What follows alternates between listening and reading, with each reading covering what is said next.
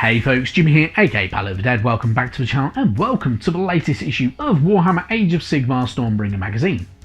Now, as per usual with all these videos, if you like them, hit that like button, subscribe to the channel if you haven't already, and of course, drop me a comment down below. I love hearing back from you guys. It goes a massive way to helping out the channel too. Now, this week with Stormbringer magazine, we are on issue number 35, and we finally get our very first Sylvaneth mini. So our first Sylvaneth mini is the arch-revenant, a winged Sylvaneth. So the Sylvaneth, if you're unaware, are kind of part tree, and we'll go into that in a minute. But yeah, they're really cool. I genuinely love this mini. It's a really nice sculpt.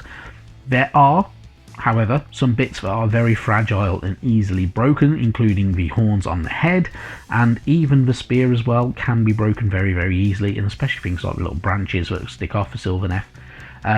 So a little bit delicate, but super cool, and you can get some absolutely brilliant paint jobs out of it. So really good fun, and I'm genuinely looking forward to painting mine. It should be really cool.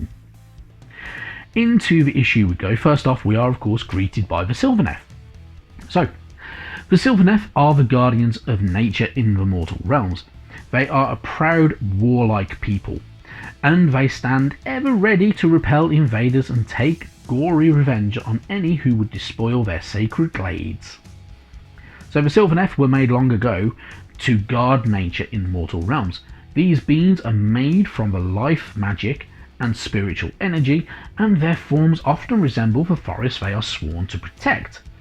The Sylvaneth are fierce fighters and allies of order. When they identify a threat, they fall upon the enemy in a storm of razor-sharp leaves, crushing boughs, and snarling tree vines. Tree revenants with centuries of ancestral experience sigh through the undergrowth, while tree lords weave spells that heal their allies and drag enemies into the mulch. And the Sylvaneth have lost much in the Age of Chaos, but they will do whatever it takes to reclaim their lost lands. So, the Sylvaneth are a pretty cool and unique race within the mortal realms. They are tree-kin, really. You can't really describe them any other way. They are kind of walking trees inhabited by ghosts, is kind of the simple way of putting it. They are a very unique race, very interesting. They come in many different shapes, sizes, and abilities as well. So some of them are your revenants, who, just like that chap there, carry these big massive glaives that can scythe through a lot of enemies at once and kind of harvest their souls and take it away. They are spawned from soul pods, so soul pods allow these sprites to kind of exist, and yeah, they move in to kind of inhabit a husk and such like. They are the children of Alariel though. So Alariel created the Sylvaneth long ago. She is the goddess of life, and their role was to nurture and protect the places sacred to her.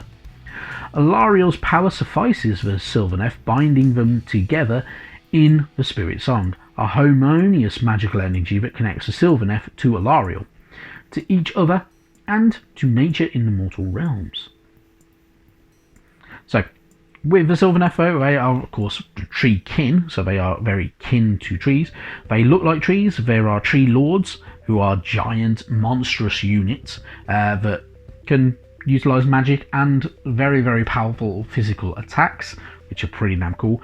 They do also utilize a lot of magical abilities in a lot of other ways as well, because they are all spiritual creatures, and they do generally, though, resemble elves, which will be more to do with Alariel, the fact that from the old world she is an elf, and yeah, the Ever Queen. Really good stuff though, and very interesting to know a bit more about Sylvaneth, which is always really good fun to learn about one of the other many different races within the mortal realms. Moving on though, we get another part of our story, so carrying on part 3 of Venom. So if you've been paying attention, Venom is the kind of serial novelization and serial story that has been going on for a few issues, and yeah, it's not too bad. It's all about the Oryx, which is always really cool, and it does look like there might be a part 4, so pretty cool stuff, and obviously the fiction is really good because it involves a lot of minis that you get with a magazine and not necessarily characters that you would never notice or see and never be able to kind of relate to or put an image to. So really good. Then after that we get more information about the Realm of Heavens and its celestial history. So Azir's history is one of glory and defiance. Since his awakening in the mortal realm, Sigmar has made this realm the centre of his empire. No evil has set foot in Azir for centuries, but it remains the heart of Sigmar's war, as his last bastion against chaos, and now as the launching point for his grand crusade. So, Azir is free of chaos now, but it wasn't always so. In the beginning of the Age of Myth, the realm was inhabited by clans of dragon ogres, monstrous creatures who have an elemental connection to storms. Sigmar led the Great War to push the dragon ogres from Azir, uniting the people of the realm to rise up against these draconic tyrants. So, dragon ogres in the mortal realms are, in all honesty, rare, and they are very chaos infused. They are half ogre, half dragon, as they're called dragon ogres, as you can imagine. They wield a great power though, so they do generally wield these huge axes and huge blades and weapons, and they can use draconic powers. They have a connection to storm, so they can call down lightning, they can absorb lightning, and a lot more. And they're very interesting, very different creatures and very unique. And as I say, they are rare though, which is probably a good thing for most of the mortal realms. Then you get a bit more information. So the Battle of Burning Skies. So the first great battle of the Age of Chaos was the Battle of Burning Skies. This titanic conflict saw Sigmar himself fight against the combined forces of the Chaos Gods. Despite the God King's valour, he was tricked by Archaon into casting away his holy hammer, Galmaraz. With Galmaraz lost, Sigmar was forced to retreat to Azir. Then we have the Stormbreaking. So at the beginning of the Age of Sigmar, Azir was the staging ground for hundreds of simultaneous attacks across the mortal realms. The Stormcast Eternals gathered in their entirety in the Realm of Heavens before striking at vulnerable targets across the cosmos. So if you're looking for your history about the Age of Sigmar and the Age of Myth, and even before that, and more, these are definitely your pages for you if you wanted to know what was actually kind of cracking off in Azir and what Sigmar himself was actually up to. Then we have our arch-revenant page, of course, as per usual. So you get to name them, you get to name their home glade by rolling, and of course you're going to get to name them on the other page. You'll get your roll results and such like. So pretty cool if you like naming your units. This is very handy for you. So happy days. Then we move on to our build guide. A build guide very simple. However, there are some parts that are a little bit fiddly because they are a bit smaller and they are also fragile. So be very careful. A little tiny bit of glue on each part will make it absolutely perfect. And yeah, it should be fairly simple to get through. Genuinely, there's not a massive amount of parts, so it should be quite simple. However, if you do make an accident, don't worry about it too much. Just try and kind of reset before any glue settles. So always dry fit before you glue, in all honesty. Your paint guide, in all honesty, this is actually a fairly decent paint guide, I will admit it. Utilising your Catachan flesh, and then a bit of the Auric flesh, and your Cantor blue and such like, and even Corax white, and going forward, can make a very nice looking mini. I do like it. It's very nice. It's very well done. It is entirely up to you if you want to follow this guide though. I personally will be doing something probably very similar, in all honesty. Not going to lie, you're going to want a little bit of green, you are going to want a bit of brown.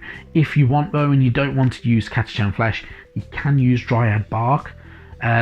You can do it a completely different colour scheme if you wanted to, so you could always go for more of a kind of a paler colour, and like a beach colour or anything like that, or even any type of wood. So you can take your inspiration from different trees that exist in the world around you and do it your way. But either way, they would all come from a single glade, so you can manipulate the colours to represent that glade itself. But if you are following the guide, you will have something like that at the very end of it, which isn't too bad. I do kind of like it. It looks fairly simple in part though, that's the only downside.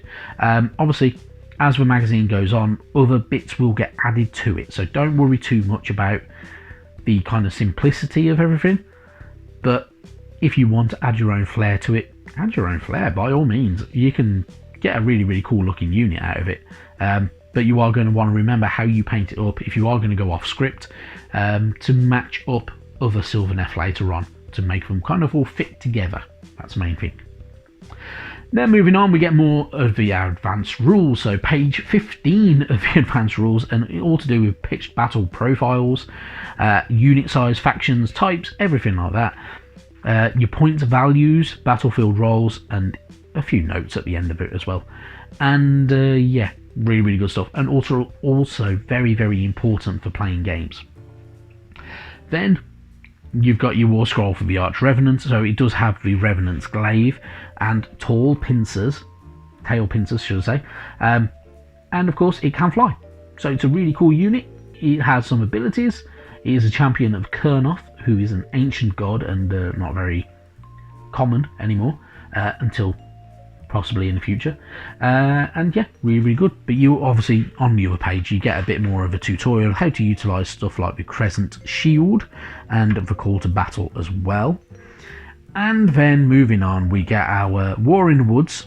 So this is utilizing our Sylvaneth, teaming up with the Stormcast Eternals in the shape of our Knight Judicator, 5 Vigilors, 6 Gryph-hounds and 5 Vindicators, going up against a Loon Boss, Zarbag, Zarbag's Gits, 20 Shooters and 10 Gut Rippers. So pretty cool stuff. A fancy little battle as well, so that'll be good fun for you. Very simple to lay out and really simple and easy to do. You're not going to have a problem, I'm absolutely sure. Have a bit of fun with it, and obviously this is all about kind of proving your mettle and getting you ready for playing bigger games later on. So not bad at all. Moving on though, next week we get our Fungoid Cave Shaman. We get information about Blight City and the destruction tactics for the Forces of Destruction, obviously.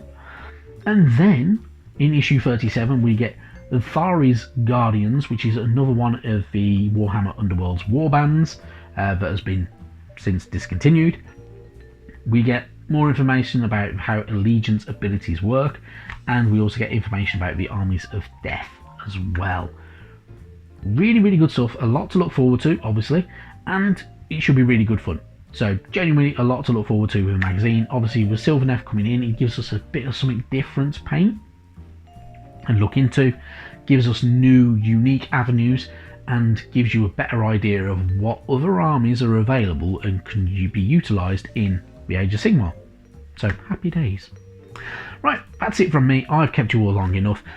Just a quick one though, next week the video will be delayed a bit because of work, in all honesty, and I will try to do it as soon as possible. It will probably be out Thursday lunchtime, or before Thursday lunchtime though next week. But yeah, otherwise, thank you very much for watching, and I'll see you soon. Bye bye now.